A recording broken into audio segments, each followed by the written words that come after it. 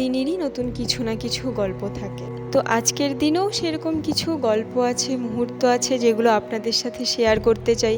তো চলুন শুরু করা যাক আজকের দিনের গল্প। আজ বৃহস্পতিবার, সকালবেলা ঘুম থেকে উঠেই স্নান সেরে নিয়েছি। এরপর ব্রাশ করতে করতে বাড়ির চারদিকে শাকসবজি গাছগুলো একটু দেখছিলাম। বেশ সুন্দর চিচিঙ্গা, কাঁকরোল ধরেছে। আর এই শশা গাছগুলো দেখুন, এগুলো আমি লাগিয়েছি। আর নিজে হাতে লাগানো গাছে যখন এরকম ফুল আসে না, খুব আনন্দ লাগে। কদিন আগেই বীজগুলো পুঁতেছি, দেখতে দেখতে গাছগুলো কত বড় হয়ে গেল। তো চলুন এবার রেডি হয়ে নেওয়া যাক। 8টা বেজে গেছে, 9:45টার মধ্যে বেরোতে হবে। কালকে আমার এক কলিগের বাড়িতে লোকনাথ পুজো ছিল, সেখানেই দুপুরবেলা আজকে খাওয়া দাওয়া আছে। তাই মাকে বলেছি সকালবেলা রান্না করতে হবে না, যেহেতু টিফিন নেব না, তাই তুমি ভাতে জল দিয়ে রেখো, আমি সেটাই খেয়ে যাব। তো সকালবেলা উঠে মা আলু ভাজা করেছে, পেঁয়াজ কাঁচা লঙ্কা দিয়ে ছোট মাছ ভাজা করেছে, আর নিম পাতা ভাজা করেছে। কাঁচা লঙ্কা কাঁচা পেঁয়াজ দিয়ে খুব তৃপ্তি করে সকালবেলাটা খেয়ে নিলাম। পান্তা ভাতটা খেতে আমার বেশ ভালোই লাগে।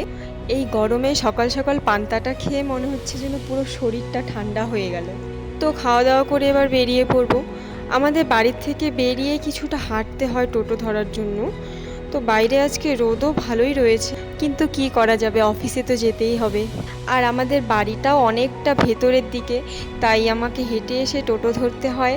টোটোতে করে আবার বাস স্ট্যান্ডে আসতে হয়। সেখান থেকে আমাকে 10 কিলোমিটারের মতো বাসে জার্নি করতে হয়। এরপর বাকিটুকু আমি আমার ফিয়ন্সের সাথে বাইকে করে যাই। আর এই হচ্ছে আমাদের নর্থ বেঙ্গলের রাস্তার সৌন্দর্য। কোনো নোংরা নেই চারিদিকে, চারদিকটা সবুজ দিয়ে ভরা। বিশেষ করে এই সিজনটা, বর্ষাকালটা, চারিদিকটা খুব সুন্দর লাগে দেখতে।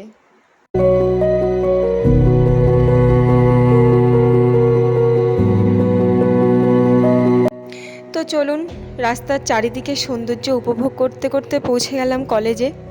আমি যেহেতু উপরতলায় বসি, তো দুপুরের পরে আর উপরতলায় এতটা গরম পড়ে যায় যে থাকাই যায় না। তাই আমি ভাবলাম যে আর দেরি করা যাবে না, এসেই প্রথমে আমি আমার কাজগুলো কমপ্লিট করে নেই, তারপর দুপুরবেলা আমি নিচে নেমে যাব। এরপর আবার লাঞ্চেও বাইরে বেরোতে হবে। তাই কলেজে ঢুকেই ফ্রেশ হয়ে নিয়ে আমি আগে আমার কাজটা করতে বসে গেলাম। যাক, আপনাদের সাথে গল্প করতে করতে আমার কাজটাও কমপ্লিট হয়ে গেল। এখন বাজে 12টা, স্টুডেন্টদের কম্পিউটার ক্লাস আছে। তো চলুন ক্লাস শেষ, নিচে যাওয়া যাক এবারে। একটু প্রচণ্ড গরম লাগছে উপরে। সাথে আমি আমার ইংলিশ নোটবুকটা নিয়ে নিলাম, আমি নিচে গিয়ে একটু পড়তে বসবো। 10টা থেকে 5:30 পর্যন্ত অফিস টাইম থাকে। এরপর বাড়িতে গিয়ে আর পড়তে বসা হয়ে ওঠে না।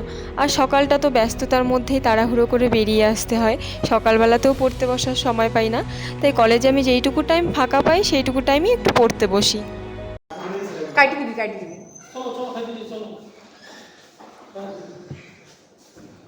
রাজুদা হাই করো।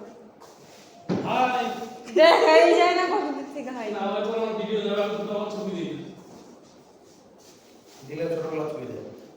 ছোটবেলা ছবি দিই কেন? এআই তে আছে না, পরে তুমি পোস্ট করে টাকা দিছি। তবে আমার থেকে এই যে মানে টাকা দিছে, এত টাকা ক্লাসটা করার জন্য ফেল করলে প্রায় থাকলো। তুমি কি বলছো স্যারকে? বলো আমি তো সেটা দিচ্ছি, আপনিও চলেন। তো চলো আগে যাও। কে বলছো? আমি বলছি স্যার যাবে। চলো চলো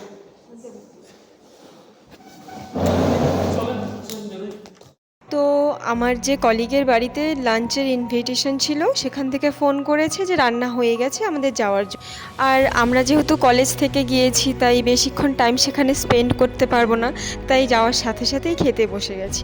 আর খাবারের মেনুতে প্রথমে ছিল সাদা ভাত, মুসুর ডাল, স্যালাড ছিল, আর ছিল পাঁপড়। এরপর ছিল একটা ছোট মাছ দিয়ে আলু বেগুন দিয়ে চচ্চড়ি মতো। এরপর দিয়েছে সর্ষে বাটা দিয়ে মাছ, মেবি কাতলা মাছ, বাট যাই হোক খেতে খুব ভালো হয়েছে। এরপর ছিল চিকেন আলু দিয়ে ঝোল করা, এটাও খেতে খুব ভালো হয়েছে। সব রান্নাগুলোই খুবই ভালো হয়েছে খেতে। এরপর শেষ পাতে ছিল চাটনি আর মিষ্টি দই। আমি চাটনিটা নিইনি, মিষ্টি দইটাই খেয়েছি। যাই হোক ভালোই হলো লাঞ্চটা। এরপর সেখান থেকে লাঞ্চ করে কলেজে ফিরতে না ফিরতেই দেখি হঠাৎ করে বৃষ্টি নেমে গেছে।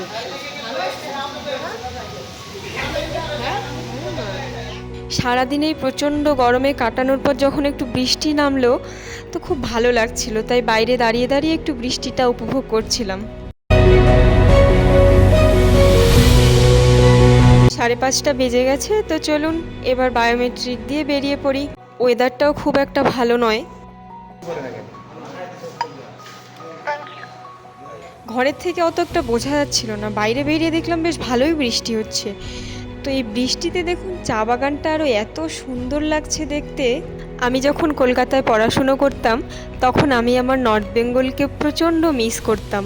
বৃষ্টি নামলেই মনে হতো যেন ছুটে চলে আসি। আমাদের বাড়ির এদিকটাতে এখনও বৃষ্টি নামেনি, তবে বৃষ্টি নামার তোড়জোড় চলছে। তো চলুন আজকের ব্লগটা এখানেই শেষ করছি। টাটা।